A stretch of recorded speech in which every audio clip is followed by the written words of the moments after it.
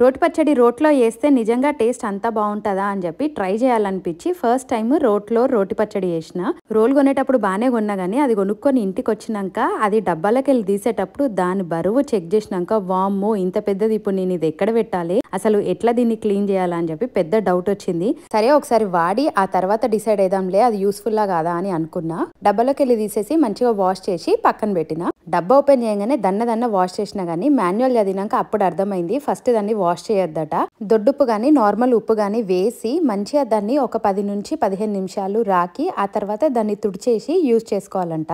కడుగుడు తుడుచుడు అనే ప్రోగ్రామ్ అయిపోయింది. ఇప్పుడైతే వంకాయ టమాటా రోటి పచ్చడి ఎట్లా చేసుకోవాలో చూద్దాం. ఫస్ట్ పచ్చిమిర్చి వంకాయ టమాటా కడిగి మంచిగా తుడిచి పెట్టుకోవాలి. తర్వాత స్టవ్ ఆన్ చేసుకొని పచ్చిమిర్చిని డైరెక్ట్ గా ఇట్లా కాల్చుకోవాలి.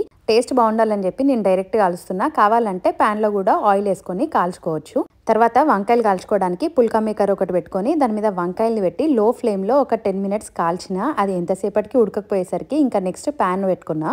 ప్యాన్ వేడైనాక దానిలో కొంచెం నువ్వులు వేసుకొని లో ఫ్లేమ్లో అవిటిని ఫ్రై చేసుకోవాలి. తర్వాత ఒక బౌల్లోకి పక్కన తీసుకొని నెక్స్ట్ అదే ప్యాన్లో కొంచెం ఆయిల్ వేసుకొని అది వేడైనాక కొన్ని ధనియాలు ఇంకా కొంచెం మినపప్పు వేసుకొని లో ఫ్లేమ్లో కలర్ చేంజ్ అయ్యేదాకా ఫ్రై చేసుకోవాలి. అది తీసి పక్కన పెట్టుకొని అదే ప్యాన్లో వంకాయ ముక్కలు ఇంకా టమాటోలు వేసుకొని లో ఫ్లేమ్లో అవి మొత్తం సాఫ్ట్ అయ్యేదాకా మగ్గించుకోవాలి. అది చల్లారినాక రోల్ తీసుకొని అందులోకి పచ్చిమిర్చి కొంచెం ఉప్పు వేసుకొని ఫస్ట్ మనం ఫ్రై చేసుకున్న ధనియాలు ఇంకా మినపప్పు కొన్ని ఎల్లిపాయలు వేసుకొని అది మొత్తం మెత్తగా అయ్యేదాకా దంచుకొని నూరుకోవాలి. మరీ ఫైన్ కాకుండా కొంచెం బరకగా అయినాక అందులోకి వంకాయ ఇంకా టమాటా ముక్కలు వేసుకొని మంచిగా మిక్స్ చేసుకోవాలి. ఈ ప్రాసెస్ అంతా చేసేసరికి 15 నుంచి 20 నిమిషాలు టైం పట్టింది. దంచి నూరేసరికి చేతి నొప్పి కూడా లేచింది. ఈ రోటి పచ్చడి చేసే బదులు బిర్యానీ వేసుకుంది నయం అనిపించింది. నిజంగా చాలా అంటే చాలా ఎఫర్ట్ పెట్టాల్సి వచ్చింది. ఇక ఎట్లయినా స్టార్ట్ చేసినా అని దాన్ని అయితే ఫినిష్ చేసిన. అందులోకి కొంచెం కొత్తిమీర ఇంకా పసుపు వేసుకొని మళ్ళీ ఒకసారి మంచిగా కలుపుకున్నా. తర్వాత ఉల్లిగడ్డ ముక్కల్ని చిన్నగా కట్ చేసుకొని అందులోకి వేసుకొని ఒకసారి మిక్స్ చేసుకోవాలి.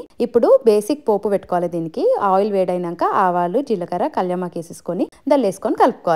అంతే. ఇప్పుడు వేడి వేడి అన్నంలోకి ఆ రోటి పచ్చడి వేసుకొని పైకెళ్ళి నెయ్యి వేసుకొని మంచిగా ఒత్తుగా కలుపుకొని తింటే టేస్ట్ నెక్స్ట్ లెవెల్ ఉంది. నిజంగా మిక్సీలో దానికి రోట్లో దానికి డిఫరెన్స్ అయితే చాలా ఉంది. మీరు కూడా ట్రై చేయండి. నేను ఈ రోల్ని కాస్కోలో $20కి తీసుకున్నా.